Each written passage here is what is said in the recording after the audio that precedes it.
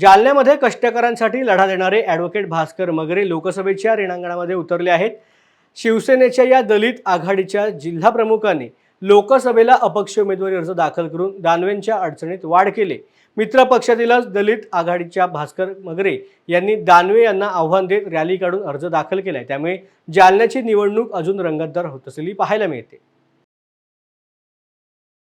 मी शिवसेना दलित आघाडीचा जिल्हा प्रमुख म्हणून शिंदे साहेबांच्या सोबत आहे।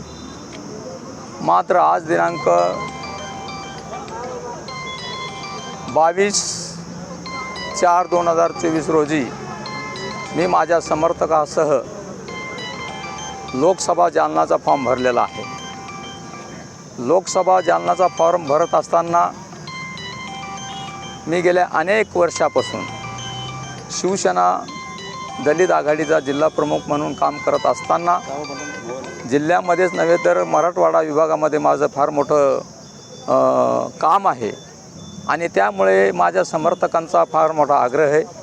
या जालना लोकसभा मतदारसंघामध्ये जालन्यामधील जालना, भोकरदन, बदनापूर आणि संभाजीनगरमधील फुलंब्री, सिल्लोड आणि पैठण हा भाग मी पिंजून काढलेला आहे आणि म्हणून या भागामध्ये फिरत असताना लोकांच्या ज्या काही प्रतिक्रिया येतात तर या प्रतिक्रियामधून मला माझ्या समर्थकांनी आज लोकसभेचा फॉर्म भरणं भाग पाडलेला आहे।